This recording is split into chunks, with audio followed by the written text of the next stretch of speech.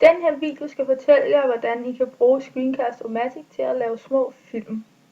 I skal først gå ind på hjemmesiden screencast-o-matic.com, som står heroppe. Herefter skal man trykke Start Recording.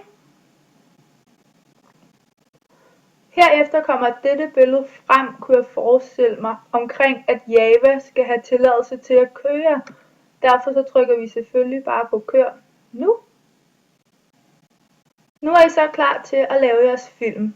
Der er kommet sådan en lille linje op hernede. Her. Og for at optage skal I trykke på den røde knap her. Og for at sætte den på pause, så trykker man igen hernede, der i stedet for erstattet af et pausetegn.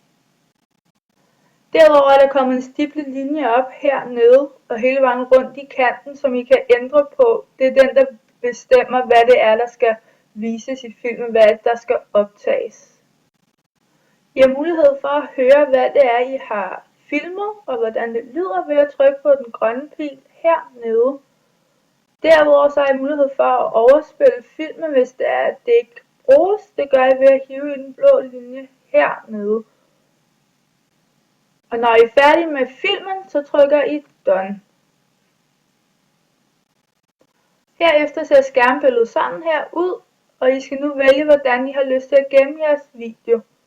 I skal her trykke Publish to YouTube, og herefter kommer der en liste, der skal udfyldes med navnet på filmen, og hvilken bruger det er, der gemmer filmen.